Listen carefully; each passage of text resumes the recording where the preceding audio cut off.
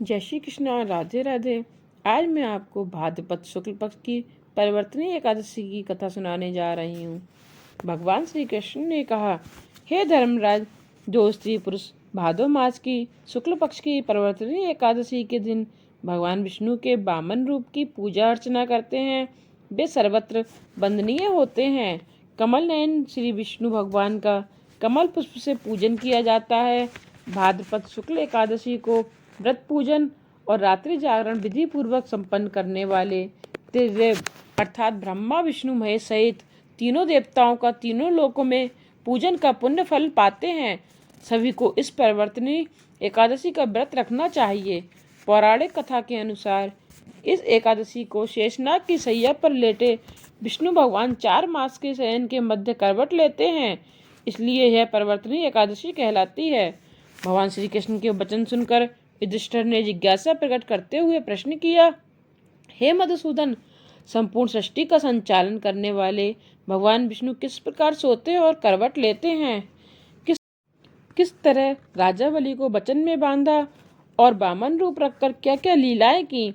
हरिशयनी एकादशी के बाद विष्णु भक्त का क्या कर्तव्य होता है? ये सब कृपया विस्तार पूर्वक कहिए। भगवान श्री कृष्ण ने कहा, हे युधिष्ठिर, मैं इस वृत्तांत को तुम्हें सुनाता हूँ। त्रेता युग में राजा बलि नामक एक राक्षस हुआ था। वह परम ज्ञानी और वेद सूक्तों से भगवान विष्णु का नित्य पूजन अर्चन और नित्य यज्ञ करता था, परंतु वह भगवान विष्णु की निर्धारित व्यवस्था का विरोध भी करता था। अपनी भक्ति और यज्ञों के प्रभाव से इंद्रलोक पर भी अपना अधिकार करके राजा बलि ने इंद्र आदि सभी देवताओं पर विजय प्राप्त कर ली थी। एक दिन सभी देवता एकत्र होकर सोच विचार कर भगवान विष्णु के पास गए और नतमस्तक होकर भगवान की स्तुति की।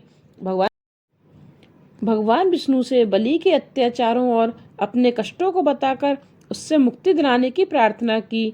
यद्यपि राजा बलि विष्णु भक्त था, तथापि राजा बलि की भक्ति का महत्व उसके अभिमान के कारण घट गया था। देवताओं का कष्ट अनुभव कर भगवान विष्णु ने वामन रूप धारण किया। इसके बाद अपना विशाल रूप दिखा दिया और राजा बलि को जीत लिया। राजा युधिष्ठिर ने प्रश्न किया, हे जनार्दन, भगवान विष्णु ने वामन रूप धारण कर उस महाबली दैत्य को किस प्रकार जीता? श्री कृष्ण कहने लगे, वामन रूपधारी ब्रह्मचारी भगवान के रूप में भगवान विष्णु महादानी राजा बलि की राजसभा में गए और 3 पग भूमि की याचना की, अर्थात 3 पग भूमि का दान मांगा। महादानी होने का अभिमान रखने वाले राजा बलि ने इस याचना को तुच्छ मानकर 3 पग भूमि का संकल्प कर दिया। अपने त्रिविक्रम रूप को बढ़ाकर विष्णु जी ने भूलोक में पद, भवलोक में जंघा, स्वर्गलोक में कमर, महलोक में उदर, जनलोक में हृदय, यमलोक में कंठ, सत्यलोक में मुख कर दिया। मस्तक सबसे ऊपर था। विष्णु जी द्वारा स्थापित इस विशाल रूप को देख सूर्य, चंद्रमा, इंद्रादिक देवता देव सूक्तों द्वारा उनकी प्रार्थना करने लगे। तब राजा बलि ने वामन भगवान से कहा कि राजन, एक पग से पृथ्वी, दूसरे से स्वर्गलोक पूर्ण हो गए। धरती मैंने 3 पग मांगी थी। राजा बलि, बताओ तीसरा पैर कहाँ रखूं? बलि, जो अच्छे भक्त थे, प्रभु की कृपा पाने के उद्देश्य से शीश झुकाकर खड़े हो गए। प्रभु अपना तीसरा पैर यहाँ रखें। यह सुन भगवान ने बलि के मस्तक पर पैर रख दिया। भक्त बलि पाताल को चला गया।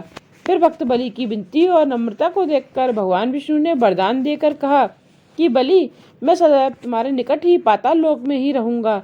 बलि के कहने पर भाद्रपद शुक्ल पर परिवर्तनीय एकादशी के दिन बलि के आश्रम पर विष्णु का एक स्वरूप स्थापित हुआ और दूसरा क्षीर सागर में नाग की शैया पर शयन करता है। हे राजन, इस एकादशी को भगवान शयन करते हुए करवट लेते हैं, इसलिए तीनों लोकों के स्वामी भगवान विष्णु को का इस दिन पूजन करना चाहिए। तांबा, चांदी, चावल और दही का दान करें।